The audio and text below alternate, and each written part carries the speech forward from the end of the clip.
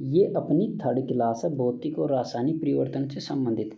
उसमें हमने पहली और दूसरी क्लास में भौतिक और रासायनिक परिवर्तन को अच्छे से समझा, उसके एग्जाम्पल देखे। आज की क्लास में हम देखेंगे कुछ अभिक्रियाओं के प्रकार, ऊष्माशोषीय अभिक्रिया, अपचयन अभिक्रिया, उपचयन, ऑक्सीकरण, संयोगात्मक अभिक्रिया, इनके बारे में देखेंगे। और ये लास्ट क्लास होगी अपनी, उसके बाद भौतिक और रासायनिक परिवर्तन से संबंधित टॉपिक कंप्लीट हो जाएगा। फिर नेक्स्ट टॉपिक की बात करेंगे। तो ठीक है, पहले देखो अपना है संयुग्मन, संयोजन, योगात्मक अभिक्रिया क्या होती है। योगात्मक अभिक्रिया जिसमें योग होता है, जुड़ता है, जिससे फिर नया पदार्थ बनता है। दो या दो से अभिकारक, अभिकारक होता है जुड़ना, अभिकारक मतलब कुछ नया पदार्थ होता है, जो दो या दो से अभिकारक नए पदार्थ मिलकर कुछ अभिक्रिया करके कुछ तीसरा नया पदार्थ बनाते हैं, वो होता है। तो यही बोल रहा है दो या दो से अधिक अभिकारक। अभिकारक समझ के नहीं समझे तो मैं दोबारा समझाता हूँ। जैसे हम नींबू का पानी बनाते हैं तो उसमें क्या क्या डालते हैं, पानी प्लस चीनी प्लस नींबू, समझा देता हूँ मैं, नींबू डालते हैं, ठीक है। और इससे क्या बनता है, तीनों से मिलकर नींबू का पानी बनता है, ठीक है, नींबू पानी बनता है, इससे बन गया। तो अभिकारक कौन कौन से होंगे, पानी है, चीनी है और नींबू है, इसमें तीन अभिकारक हैं, समझ गए। तो जो अभिकारक होते हैं, जो अभिक्रिया शुरू, जिन पदार्थों को मिलकर अभिक्रिया शुरू की जाती है, तो हमने तीन पदार्थ, पानी मिलाया, चीनी मिलाया, नींबू मिलाया, और जो नया पदार्थ मिला उससे बनता है, ये नया पदार्थ होता है, उत्पाद होता है। तो अभिकारक क्या होता है, जो शुरू में मिलता है, उत्पाद क्या होता है, अभिक्रिया पूर्ण होने के बाद मिलता है। ओके, तो ये समझ लेते हैं। तो अभिकारक समझेंगे, तो यही बोल रहा है कि दो या दो से अभिकारक मिलकर क्या संयोग होकर कुछ नया पदार्थ बनाते हैं, और यहीं ये पदार्थों का मिलना, नींबू पानी और चीनी, ये तीनों मिलकर क्या बनाए, नींबू पानी बनाएगा। तो ये तीनों जुड़े हैं, तो जुड़ना ही योगात्मक ही क्या कहलाता है, योग संयुग्मन अभिक्रिया कहलाती है। देखो जैसे CaO कैल्शियम ऑक्साइड, इसे बोलते हैं बिना बुझा का चूना, बिना बुझा हुआ चूना, ये सूत्र याद करें ना, पूछता है कभी कभी।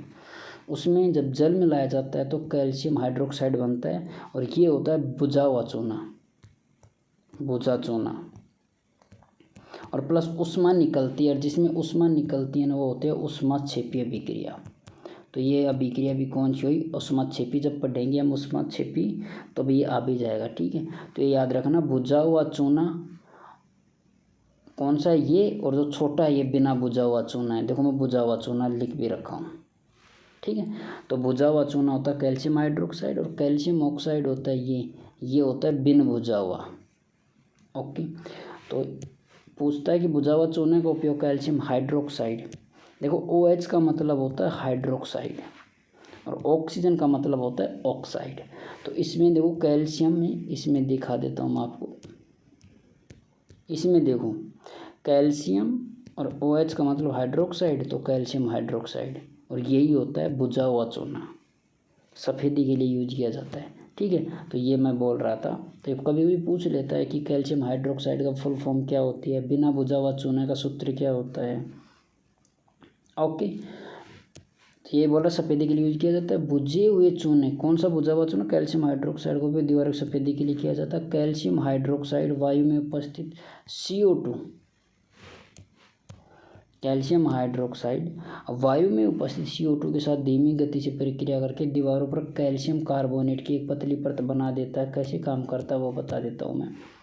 कैल्शियम हाइड्रोक्साइड CaOH का होल ट्वाइस है, ये CO2 से अभिक्रिया करता है, और जैसे ये CO2 से अभिक्रिया करेगा तो ये बनाएगा कैल्शियम कार्बोनेट CaCO3, और यही सफ़ेद रंग देता है।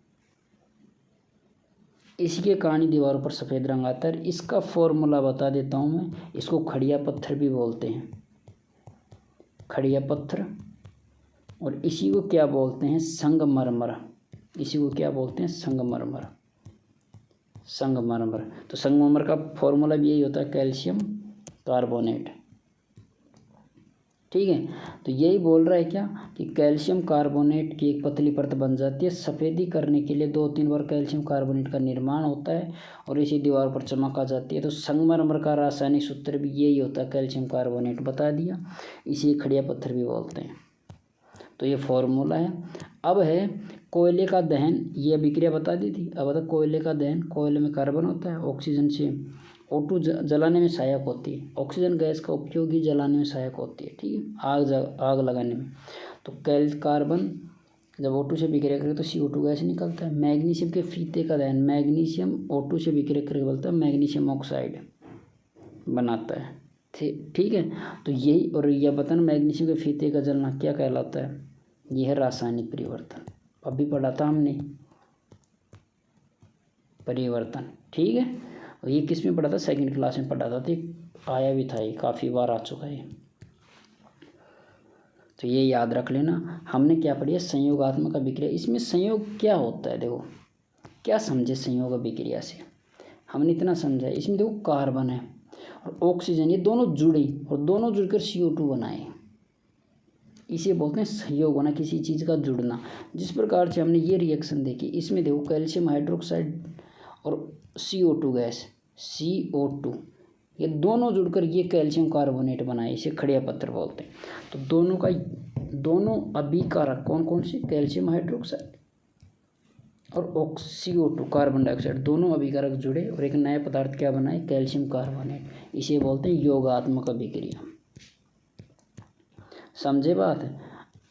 अब कुछ बात कर लेते हैं जो उष्मा से क्षेपी और उष्मा शोषी अभिक्रिया क्या होते हैं। तो उष्मा क्षेपी अभिक्रिया, जब अभिकारक में उत्पाद के साथ साथ उष्मा उत्पन्न हो, उत्पाद के साथ साथ, इसलिए मैंने आपको बताया था कौन सी अभिक्रिया, ये अभिक्रिया उष्मा। देखो इसमें उत्पाद के साथ, ये उत्पाद है और इसमें उष्मा निकली है, जिसमें उष्मा, देखो उष्मा क्षेपी मतलब होता है निकलना, निकालना, उष्मा क्षेपी जिसमें उष्मा निकलती है। तो उष्मा समझ गए, उष्मा जिसमें उष्मा निकलती है इसे उष्मा क्षेपी अभिक्रिया कहलाती है। इसकी जो अपोस्ट्रोफ इसे बोलते हैं, यार क्या बोलते हैं इसे, एंट्रोपी, हाँ एंट्रोपी नेगेटिव होती है इसकी, ओके। तो याद रख लेना OH क्या, वो एंट्रोपी इसके है ना H, ये होता है नेगेटिव, और नेगेटिव का मतलब होता है निकलना। और कोई चीज़ आती है तो उसे बोलते हैं जुड़ना। देखो ये हाथ है, ये आया तो ये आते हैं, तो ये जुड़ा है, तो जुड़ने के लिए प्लस होता है, जोड़ के लिए प्लस यूज करते हैं, ये तो बेसिक है, जोड़ के लिए प्लस यूज करते हैं। लेकिन ये है, इससे ये निकल गया तो ये घट गया, एक हाथ कम हो गया, ठीक है, इसलिए नेगेटिव। तो इसमें उष्मा निकलती है, निकलने का इसे नेगेटिव साइन दिया गया है। रिमेंबर दैट, आपकी याद करने के लिए सरल रहेगा। जैसे कि CH4 है, ये O2 से अभिक्रिया करता है तो CO2 प्लस H2O प्लस ऊर्जा निकलती है, ओके। तो प्राकृतिक गैस होती है, CH4 होता है, मीथेन गैस बोलते हैं इसे, क्या बोलते हैं, मीथेन गैस। तो मीथेन गैस जब जलती है तो क्या ऊर्जा निकलती है, इसे ऊष्माक्षेपी अभिक्रिया कहते हैं। जो रिएक्शन ही इम्पोर्टेंट है, ये जितनी भी रिएक्शन दे रखी हैं इसमें। श्वसन की अभिक्रिया देख लेते हैं, C6H12O6 कि जब CO2 से अभिक्रिया करते हैं तो CO2 H2 फिर ऊर्जा, उस ऊर्जा में विभक्त हो रहा है।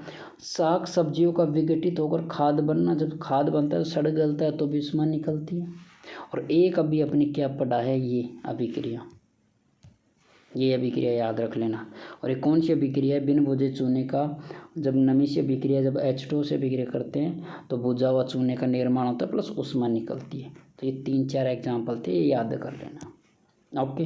अब आता है उष्मा शोषी। शोषी मतलब होता है सोचना भाई, जैसे पानी सोच लिया, मिट्टी ने पानी सोच लिया मतलब पानी ग्रहण कर लिया। और शोषी का मतलब होता है ग्रहण करना, मतलब अपने पास बुलाना, अपने पास बुलाना मतलब जोड़ना। और जो जुड़ता है तो यही बोल रहा है कि जिसमें बाहर से उष्मा प्रदान की जाती है, उसमें उष्मा निकलती थी, इसमें देना पड़ेगा भाई। तो अभिक्रिया उष्मा शोषी होती है, और जो शोषी होती है, जो शोषने का काम करती है, उसकी एंट्रोपी पॉजिटिव होती है, ठीक है। जैसे कि कॉपर ऑक्साइड H2, देखो टेम्परेचर इसने तापमान दे रखा है, मतलब उष्मा दी है, तब ये टूटा है Cu प्लस H2O में। AgCl जुड़ा हुआ है सिल्वर क्लोराइड, जैसे इसको सनलाइट दिया गया है, सूर्य का प्रकाश दिया तो 2 भागों में टूटा, Ag में Cl में। देखो दो पदार्थ, एक पदार्थ क्या AgCl 2 पदार्थों में टूट गया। जो टूटता है ये युग्मन अभिक्रिया नहीं कहलाता, जो टूटता है वो युग्मन नहीं कहलाता। वो युग्मन का अपोजिट क्या होता है, जुड़ाव घटाव बोल सकते हैं। जुड़ाव का अपोजिट घटाव होता है, तो वो साइंस की लैंग्वेज में कुछ है, देखो माइंड से स्लिप हो रहा है। युग्मन और विघटन याद तो आ गया, विघटन अभिक्रिया है, ठीक है, तो ये याद रख लेना। और जैसे FeSO4 है, ये Fe2O3, ये बता दिया, ये जंग का फॉर्मूला होता है। जंग वो युद्ध वाली जंग नहीं, लोहे पर लगने वाली जंग है। SO2 होता है प्लस SO3 होता है। Pb लेड का CuCl2 से विक्रिया करती है तो PbCl2 प्लस Cu निकलता है, ठीक है। तो इसमें क्या होता है, सभी में हीट दी जा रही है। हीट का देखो ये साइन होता है, ये साइन, इसे बोलते हैं हीट देना, ठीक है। तो इसमें उष्मा दी जाती है, देने के बाद ही टूटा। सिंपल ऐसे मैं बता देता हूँ। जैसे कि हम पत्थर को तोड़ते हैं, तो पत्थर को तोड़ने के लिए उनको गर्म किया जाता है, उन पे बॉम्ब वगैरह ब्लास्टिंग की जाती है। तो बॉम्ब है ना, ब्लास्टिंग करना है ना, जो उनको ताप देना, कई बार देखो ताप दिया जाता है फिर टूटता है पत्थर, तो ताप देना, वो देख कर ही नया पदार्थ बन रहा है, ये होता है उष्माशोषी। उसको पहले दिया जा रहा है और जो बाद में निकलती है उसे बोलते हैं उष्माक्षेपीय अभिक्रिया। तो ये याद रख लेना, ये रिएक्शन आप सारे ही याद रख लेना, ओके। हाँ, तो ये भी याद रख लेना। तो ये थे अपने उष्माशोषी और उष्माक्षेपीय अभिक्रिया, बता दिया। क्षेपी मतलब निकलना होता है, शोषी मतलब जैसे फिर मिट्टी पानी शोषती है तो जुड़ गया, इसी प्रकार उष्माशोषी, इसमें ऊर्जा पहले दी जाती है फिर टूटता है, ओके, रिमेंबर दैट। आफ्टर अपने पास है रेडॉक्स अभिक्रिया। 3 अभिक्रिया होती हैं, ऑक्सीकरण, अपचयन, और जिनमें दोनों ही होती हैं वो होते हैं रेडॉक्स अभिक्रिया।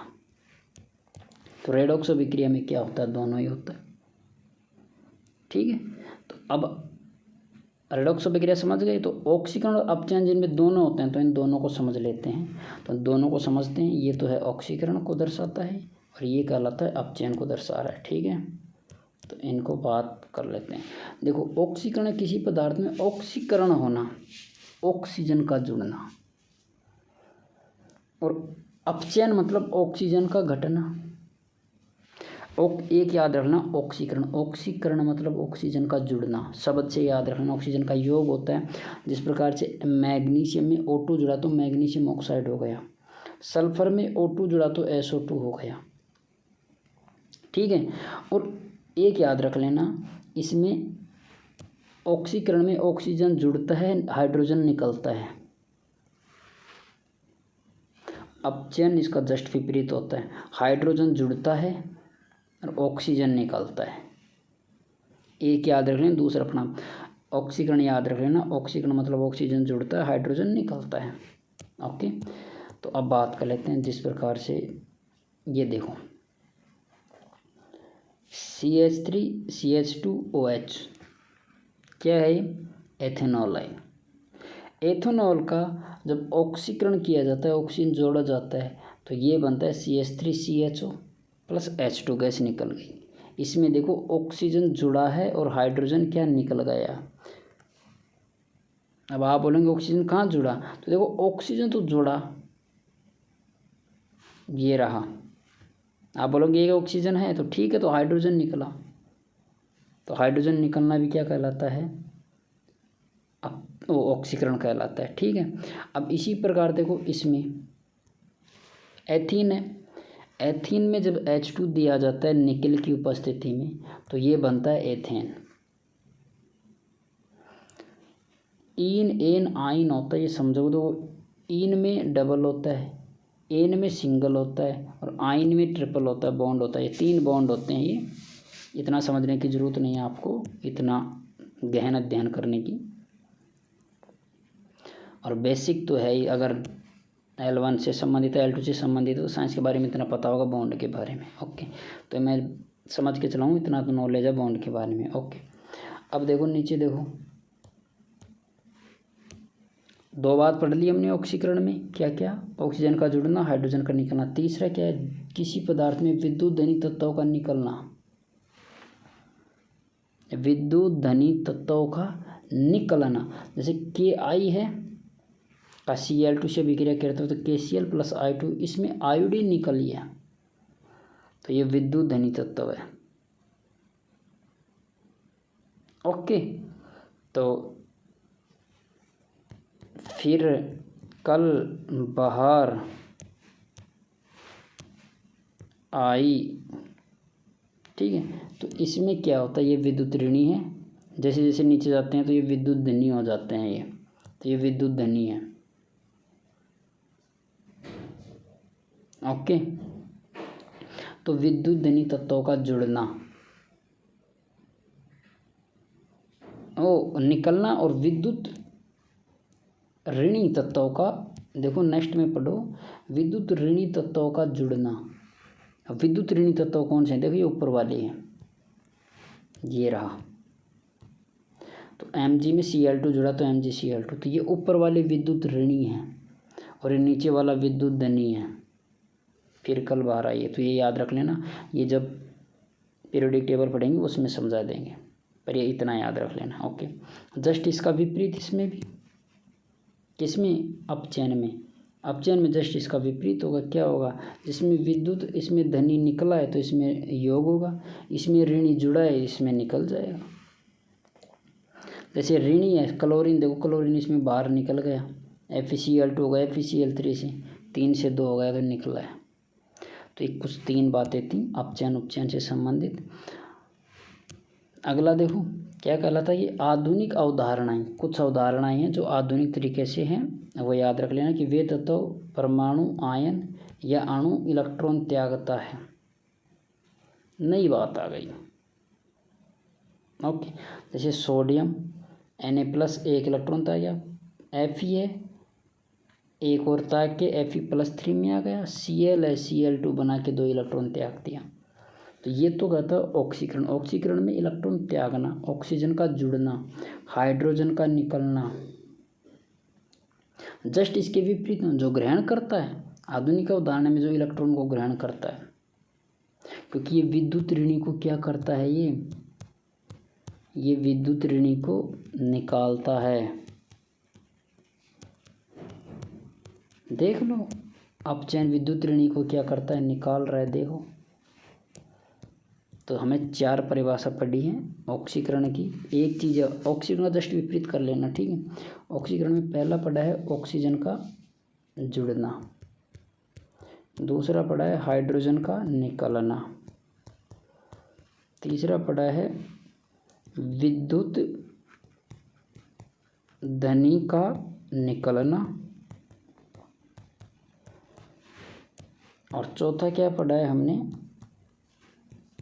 विद्युत ऋणी का जुड़ना, और लास्ट में हमने 5वां क्या पढ़ा है हमने अभी, इलेक्ट्रॉन का निकलना। ठीक है, ये थे ऑक्सीकरण में। इसका जस्ट विपरीत ही अपचयन में होगा, ऑक्सीजन का निकलना, हाइड्रोजन का जुड़ना, विद्युत ऋणी तत्वों का जुड़ना, ऋणी का निकलना और इलेक्ट्रॉन का जुड़ना, ये अपचयन में होता है। तो ये अपचयन उपचयन से संबंधित थी, रिमेंबर दैट। ओके, हाँ, अब अनुत्क्रमणीय उत्क्रमणीय से संबंधित है। उत्क्रमणीय होता है रिवर्सिबल और अनुत्क्रमण तो इरिवर्सिबल होता है। उत्क्रमणीय जो वापस आ सकता है, ए से बी में गया वो बंदा, कोई ए से बी में गया तो बी से वापस आ गया, ये होता है उत्क्रमणीय। उत्क्रमणीय, और लेकिन कोई बंदा ए से बी गया और बन गया क्या, सी, और यहीं रुक गया, ये होता है अनुत्क्रमणीय। अतः अनुत्क्रमणीय में नया पदार्थ बनता है लेकिन अभिक्रिया रुक जाती है। तो यही बोल रहा है पहला कि अनुत्क्रमणीय अभिक्रिया में अभिकारक समाप्ति पर अभिक्रिया पूर्ण हो जाती है। सही बात है, ए बी दोनों जुड़कर क्या बनाए, सी बनाए, तो अभिकारक रुक गया यहीं अनुत्क्रमण में। और उत्क्रमणीय की अभिक्रिया में किसी अभिक्रिया की सांद्रता शून्य नहीं होती। बात वही बोल रहा है ये, ठीक है। इसने सिर्फ लैंग्वेज चेंज की है। वो ये भौतिक वाली भौतिक और रासायनिक परिवर्तन को समझाया था ना, वही बात है, बस थोड़ा लैंग्वेज को टक्कर दिया। देखो भौतिक परिवर्तन में हमने क्या देखा था कि ए से बी में आना और बी से वापस ए में आना, मतलब जो लिया है ना वो ख़त्म नहीं हो रहा, और जो लेना होता है, जो शुरू में लिया जाता है रिएक्शन में लेना होता है, वो होता है अभिकारक। तो अभिकारक की सांद्रता मतलब अभिकारक की क्वांटिटी, इतना समझ लो। तो अभिकारक कितना लिया जाता है, वो शून्य नहीं होता, तो कहाँ शून्य हो रहा। अभिकारक ए लिया था, बी बन गया, बी को वापस से ए में लिया है, तो ख़त्म तो नहीं हुआ ए, तो यही बोल रहे हैं। तो दोनों सही हैं, ए और बी दोनों सही है। अनुत्क्रमणीय उत्क्रमणीय अभिक्रिया, इनके बारे में बात कर लेते हैं, क्या दिक्कत है।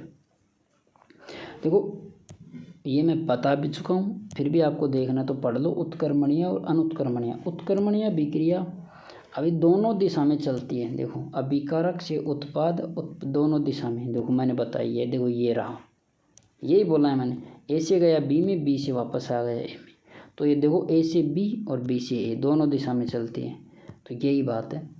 और ये एक दिशा में चलती है, एक दिशा में इसलिए चलती है क्योंकि इसमें पदार्थ बन जाता है, समझे। भोजन खाए तो भोजन का पाचन, रोटी हाथ में थी वो खा गया, वापस रोटी नहीं बना सकते, तो वो पेट में चली गई, वो खत्म हो गई अभिक्रिया। तो एक दिशा में बनता है, ठीक। अनुत्क्रमणीय और उत्क्रमणीय दोनों दिशा में बनता है। इनमें कभी अभिकारकों की सांद्रता शून्य नहीं होती, समझा दिया। अभिकारक प्रारंभिक पदार्थ शून्य कहाँ होगा, क्योंकि ए से बी में, बी से वापस ए में आ जाएगा, जबकि इसमें उत्पाद बढ़ता है और अभिकारक की सांद्रता कम होती है। बिल्कुल होती है। कैसी होती है, दूध से दही बनना, तो दूध से दही बन गया, तो दूध का तो कहाँ होगा, दूध तो खत्म हो गया, दही बन गया, तो सांद्रता कम होती है, घटती है, जबकि उत्पाद बढ़ा है, ये होता है अनुत्क्रमणीय। ओके, दोनों साथ समझा रहा हूँ मैं। जैसे कि C+O2, कार्बन का O2 से CO2 है, इसमें CO2 देखो उत्पाद बढ़ गया CO2, लेकिन ऑक्सीजन खत्म हो गई और कार्बन खत्म हो गया, क्या बना, CO2 बन गया, नया पदार्थ। तो नया पदार्थ बनता है तो पुराने पदार्थ को खो देता है अनुत्क्रमणीय में, जबकि उत्क्रमणीय में नहीं खोता है, वो ए से बी में, बी से सी में वापस आ सकता है, ठीक है। देखो पश्चप्रतीत मतलब पीछे जा सकती है, अग्र अभिक्रिया आगे जा सकती है उत्क्रमणीय में। ओके, अब उत्क्रमणीय की देखो अभिक्रिया प्रारंभ होने के बाद कभी भी पूर्ण नहीं होती। क्यों नहीं होती, क्योंकि ए से बी में गया, बी से वापस ए में आ गया, तो अभिक्रिया पूर्ण कहाँ हो गई। पूर्ण होने पर अभिक्रिया रुक जाती है। देखो इसमें अभिकारक की समाप्ति पर अभिक्रिया पूर्ण हो जाती है, अनुत्क्रमणीय में हो जाती है, क्योंकि नया पदार्थ बनता है। तो इससे हमें क्या शिक्षा तो क्या मिलेगी हमें, ये तो है रासायनिक परिवर्तन अनुत्क्रमणीय में, और ये है भौतिक परिवर्तन। और ये रिएक्शन याद रख लेना कि N2 + H2 होता है तो NH3 होता है, अमोनिया, अमोनिया बनाती है, बंद पात्र में बनता है, ठीक है। वापस देखो इसमें दोनों तरफ तीर है, तो ये वापस भी रिएक्शन करके वापस N2H2 में बन जाता है। ओके, अब कुछ अलग बात कर लेते हैं। वो था अपना ऊष्माक्षेपी, ऊष्माशोषी, अपचयन, उपचयन, ये सभी था। कुछ इम्पोर्टेंट जो सरसरी तौर पर आता है। देखो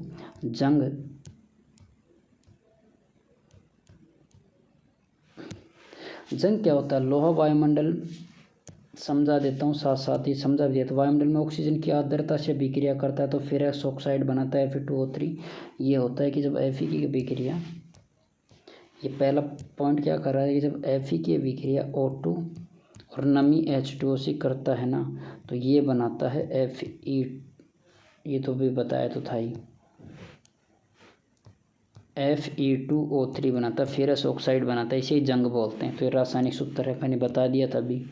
अगला पॉइंट है जंग लगना एक प्रकार का ऑक्सीकरण अभिक्रिया क्यों है, क्योंकि देखो पहले Fe था, Fe जुड़ा है, इसमें ऑक्सीजन जुड़ा है, और जिसमें ऑक्सीजन जुड़ता है वो ऑक्सीकरण कहलाता है।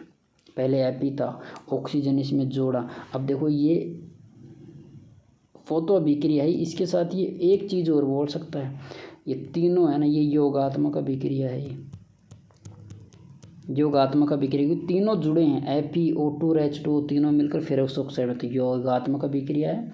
ऑक्सीकरण अभिक्रिया, जंग की अभिक्रिया में लोहे पर लाल भूरे रंग की परत का निर्माण होता है, ये याद रख लेना।